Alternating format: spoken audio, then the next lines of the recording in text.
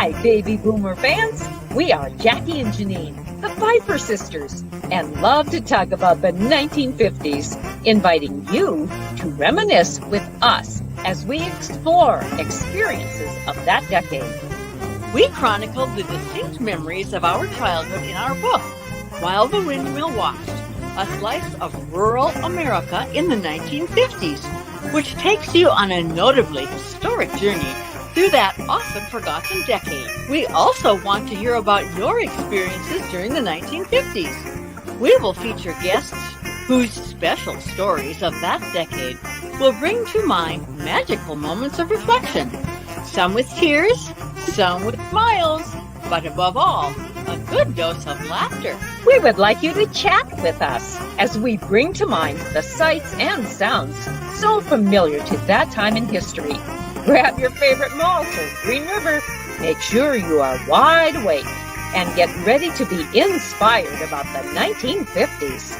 Welcome to the 1950s Fun Chat.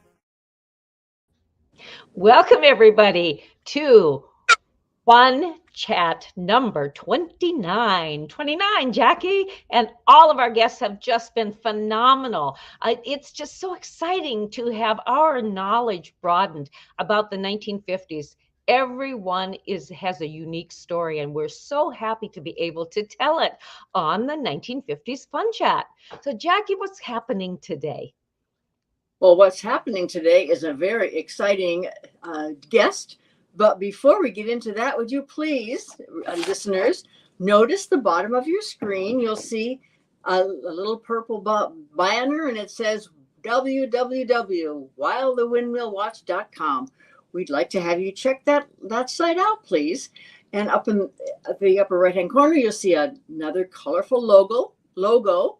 It's a beautiful North Dakota sunset, and it wraps around the cover of our book, which happens to be While the Windmill Watched, a slice of rural America in the 1950s. Our book includes many memories Janine and I have of living on the northern Great Plains in the 50s. So without further ado, I am really excited to introduce this next guest. His name is Jerry Martin. And Jerry was born in 1935 and raised on a farm in southeast North Dakota near Forbes, which is located just a few miles north of the North Dakota-South Dakota state line, located in Dickey County. Now, Jerry has a long history of teaching and coaching, which he will touch on. Today, Jerry and his wife reside in northwest Iowa near Marcus. They have 2 adult sons. So welcome, Jerry. We're so glad that you were able to join us. Hi, Jerry. I'm happy to be here. I'm happy to be with you. Thank you.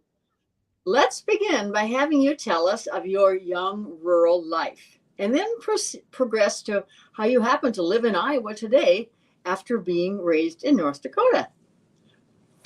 I was raised on a very diversified farm. My folks raised any animal that they could get a hold of. We were in the cattle and hogs and horses and sheep and goats and all the feathered creatures that mother could raise. She raised turkeys for Thanksgiving, and goose was our Christmas dinner, and chicken was our summer dinner always. We loved poultry. And I came to Iowa as a product of our church family. My church college was down here in Lamars, Iowa, not far here from Marcus, and that brought me to Iowa. Jerry, did you, thinking of those chickens, because I know the experiences that I had with chickens, did you ever get chased by a rooster? That I did. I certainly did. I remember that well as a youngster. And then we'd have clucks with little baby chicks, and I would be inquisitive and get far too close to hens that chased me. Oh, they were so rude, weren't they? Those roosters were terrible. Roosters are very protective of their flock. Yes, they are. And hens certainly very protective of their little chicks. Yes. Mm-hmm. And living on a farm, Jerry, did you have a lot of chores that you had to do?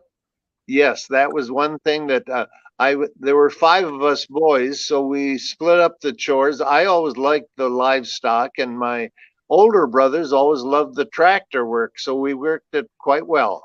Mm-hmm. Okay. Most certainly. Tell us about in your small town about delivering milk. There's I missed part of that question. I'm sorry. okay. We understand that you had something to do with a dairy that you didn't in your town, and that you were one of those milk boys who delivered milk. Tell us about that. Yes, we had what we called a blizzard family. There were times where we couldn't get back and forth to school. We lived in the country 9.5 miles from Forbes, and we would stay in town with this family that ran the dairy. My brother and I, we were the milk deliverers, and we did this on foot during some very cold weather. Mm-hmm. Did you use a horse then and a wagon, or a horse and a sleigh to pull all the cans of milk or the bottles of milk? No, we set out with the milk carriers and carried a fair number of bottles in that carrier. The family that ran the dairy did not have horses, and so it was all on foot. Okay. Hmm. And how was milk bottled back then, or how was it packaged? Yes, it was in a glass bottle that had a round top with a lid made of cardboard, and that cardboard would be pushed into the top of the bottle. And on very cold mornings when we delivered, as the milk froze, that lid just came up out of the bottle, and we'd get back home with the milk that we didn't deliver, and that might be an inch or so above on ice. Uh-huh. Oh my goodness. Then and what do you remember what the price of was it a quart of milk or a gallon of milk was? They were all quart bottles, and the people paid weekly or whatever, so we never collected money. We just delivered the milk to there was a box in front of their home typically that was insulated that we put that bottle in. Mm-hmm. That's what I recall. Our grandpa and grandma who lived in Bismarck, they had milk delivered to them in the 50s. And I always remember seeing that insulated box on their front porch. And that was for the milkman and to put those bottles of milk and cream in there. Yeah, the insulation worked well for the summertime when the milk was delivered. It was obviously not needed in the wintertime in North Dakota, that insulation. Or to keep it from freezing, perhaps. So you had a pretty diverse childhood as far as agriculture, your agricultural life. So there weren't very many students in your high school, and I looked online, and it looks as though historically there just haven't been too many students in your high school. But tell us about your high school, and then how you went from little high school in Forbes to the big college life. Well, it was interesting. I was graduated in a class of 12, and our church was fairly strong in the community there. 3 of us students that were high school graduates in a class of 12 came down here to college, and that was helpful. I had a good friend. The other student was a girl, and I knew her well. And so coming to the bigger college, I had somewhat of an advantage of having a couple friends that I knew very well. Mm-hmm. I guess so. Did you stay in a dormitory? Did you stay in a dorm at college? I stayed in a dorm in the first 3 years of my life. And then the senior year, the college was growing at that time. And so the hierarchy of the college wanted upperclassmen voluntarily to move off campus. So I moved into a home with several friends of mine. And so I wasn't on campus. I missed that a great deal, moving out of the dorm. Okay. And what did you study, Jerry, when you were in school? Well, I was a divisional major in the sciences, and I also took a lot of classes in the phys ed area and became a coach. So I coached and taught in the science area through my teaching, coaching career. Were you in that era, were you able to get a college degree in 4 years, or did it require more length of time? I did accomplish that in 4 years. Uh-huh. Though totally worked my way through college. My parents loving, supporting, but financially weren't able to support the 7 children of us through college. Yes. Hmm. Yes. So And how did you do that? What jobs did you come up? Did you work with? Oh my goodness. I cleaned beauty parlors. I cleaned storm windows. I did yards. I worked at a nursery cultivating trees and planting trees around town. I worked in the cafeteria on campus and peeled potatoes for the whole campus of people that ate there at the dorm. I had many jobs. Uh-huh. You had a very versatile education beyond the classroom then, sounds like. I did develop a work ethic that I was proud of, and yeah. I typically felt I was doing well by disciplining myself academically when I had more than one job. Huh? Jerry, Yeah. how did you meet your wife then after college? Well, it was interesting. I went to teach in a small school, and she was actually in high school. So Oh, I met her as a student. I didn't have her as a student, but I was coaching and she was a cheerleader. And she graduated from high school, and several years later, we started dating.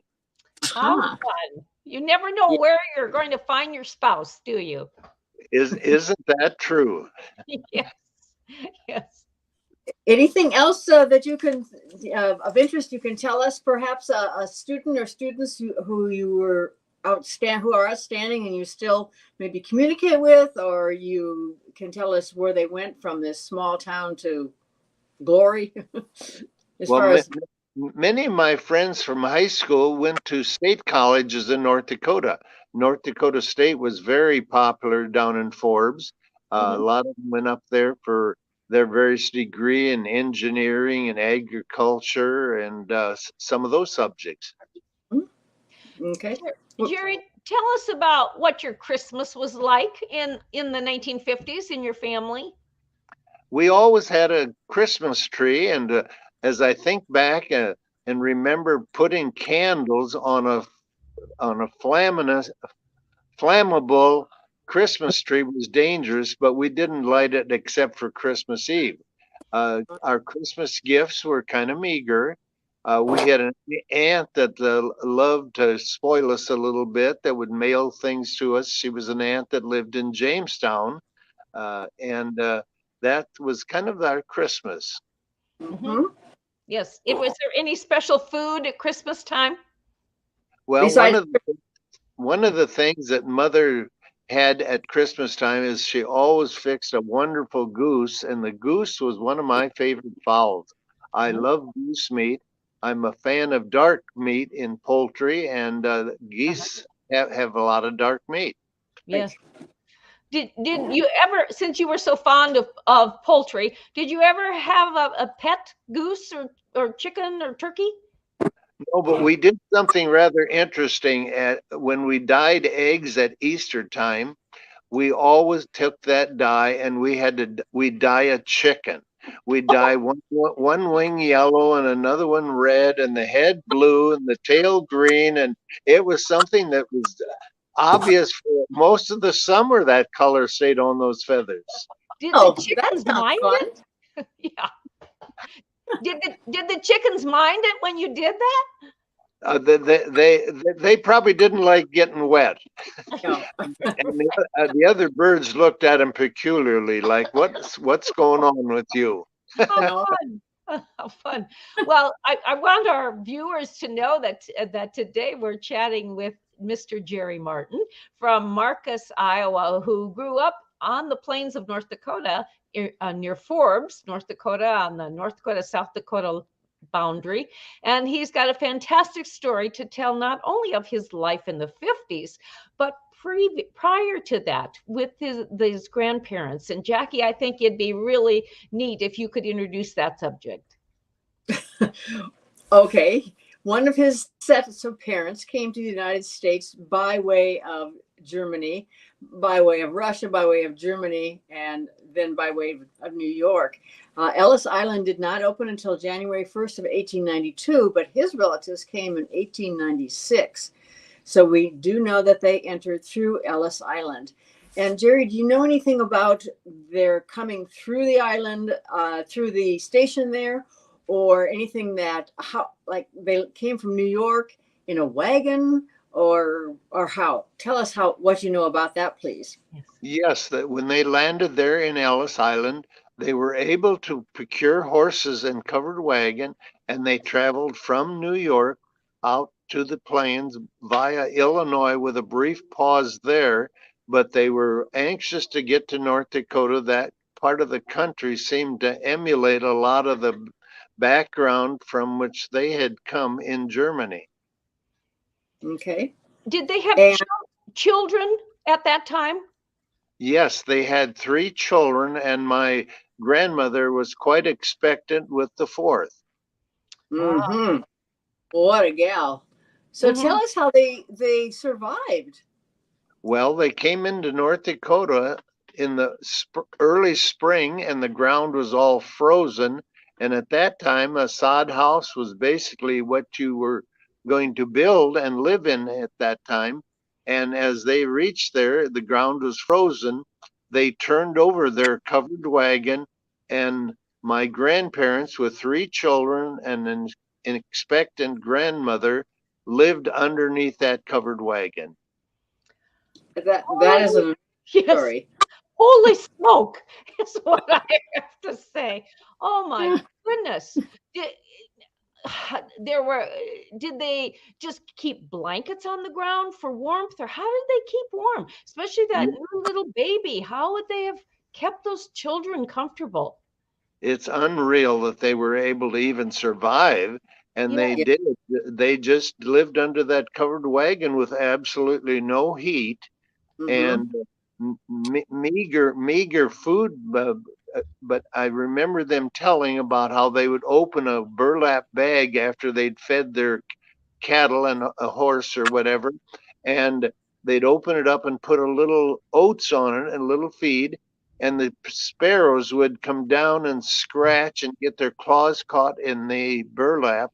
They would rush out and catch the sparrow and use it for meat. Oh my. That's very resourceful. Yes. And was there other meat in the area that could be hunted, or other wildlife? There probably would have been, but around the Wishek area where they did live, it is not a wooded area that would bring in deer and a lot of that kind of bigger game. So I'm sure they might have had rabbit or whatever, but other than that, it was pretty sparse. Or perhaps pheasants. But then, that would have taken a gun and ammunition. Yes. And I don't know what their hunting ability or skills, or whether they had the rifles or whatever at that time or not. I'm not knowledgeable of that. So do you know if the homestead was close to the town of Wishek, or far away, or in Wishek? They were out of Wishek quite a few miles. I would guess maybe about 15. Oh, okay. And I wonder how they ended on that plot of land. Did they have to register somewhere before? They would have homesteaded, and at that time, I don't know what the allotment was in homesteading. I know they didn't have a large farm. Okay. What drew them to Wishek in the first place, Jerry? I think it was kind of the type of area that they were coming from over there in Europe. To my knowledge, there were no relatives there. I don't know that other wagon train people might have been friends that settled there as well. So it's just amazing that without Google Maps, how do you find your way from New York to this middle of the place in North Dakota? I'm not sure whether they had rocks or whatever along the way. I know that happened down here in Iowa. There was boulders and things that the people traveling westward would look for. Oh, Okay. like Okay. And uh, did they travel by themselves with it with their covered wagon, or did they have uh, any other covered families with covered wagons in their little group of people who went to the Wishek area at the same time? No one that I'm aware of. huh. Okay. So Yeah. that was quite a journey, quite a journey. I'm sure as they left New York, it was probably a wagon train, and people just settled along the route. Uh-huh. Could be. Certainly. Well, Jerry, you had mentioned that they lived under this covered wagon until they could build their home. Tell us how they went about building their home and what materials they used. Well, actually, it wasn't just a sod cut out of the terrain. They actually made brick. They had made forms, and in that form, they used cow manure as a binder, along with the dirt and straw that gave the brick more substance and made it more long life lasting. Yes. I would think that Germans are pretty, they share with what they have. And so I was kind of thinking that perhaps other people in the area would have shared food. They probably would have told them how to make these bricks, of sod as well. So they must have had some help, which we don't know about. Yes, and making the brick was interesting. Mother talked about she was not born at that time, but stories of how the little children would get into this mortar and mix that up with bare feet. Oh Yeah. goodness. Oh my goodness. And I wonder where they rinsed off. Yes, Yeah. Oh Was my. there a And okay, they certainly didn't have showers at that time. right, right. Well, Jerry, okay, so they have this sod that they made in blocks, and did this serve only as the foundation for the house, or was that the entire home? Well, it was the entire home up to the rafters, and then the Mm. rafters were made of wood, of course, logs, etc. And there wasn't a lot of wood in that area. It was a prairie area, so they had to travel over towards Bismarck, over toward where you grew up, to Hmm. get the logs, which would take them several days to procure the log, cut it, and haul it back to Wishek. So that was a big journey as well. Yes. Was it a group of men who would do this from the community, or was it the family who would go, the entire family? The family would basically stay behind, but Mhm. probably several men would get together with my grandfather to help him in that logging process. And tell our viewers, if you can approximate, what is the distance between Wishek and Bismarck? I think that would be over 100 miles. Okay, yes, one would think so. Yes, what Yes. a journey! What a Yeah, journey! yes, it was quite an outing. As I say, it would take them several days to accomplish that feat and get back with the wood that they were wanting. Hmm. Mm. Would this have been in the summertime? Yes, it would have been pretty much after the brick had been made, and that portion of the house would have been pretty much complete. So then going into the next winter, they would have had a much more secure home and a warmer home than what they had when they first got to that area. Yes, it would have been much more accommodating. A rather small home, but Mhm. they were used to living under a covered wagon, which wasn't very spacious. Yes. Oh, It's an amazing story. And so did your grandmother ever tell you about the development of the community at that time, that Wishek community, or Un- how many others would come and help grow that community? I unfortunately never knew either one of those grandparents. My mother's parents, she was the baby of the family, and when I was born, they were both deceased. So I never knew them or got to get any of the information I'd love to have beyond what I do know. Yes. Right. Yes, that's for sure. So, Jerry, and we're getting near the end of our time of our chat, but there are two questions that I like to ask every guest. And one of them is, can you think of a fun memory from the 1950s? One of the fond memories, I loved high school, but one of the fond memories of summer was the 4th of July celebrations, the fireworks. We were in a very flat area there at Forbes, and the communities around that were more sizable always had a fireworks. And if we were at our home, we could see them from the distance in many directions. And often we would go join one of those fireworks, which was a fun time in summer. And did you have family gatherings then, family picnics at that time Yes, also? yes, it was a fun time to get together with family. I had a cousin that worked at a creamery in Jamestown, and he would frequently come down with their family and bring ice cream, which was a big treat back then to get. Oh, I bet it was. I bet Yeah. it was. Did your mom take fried chicken to the Oh, event?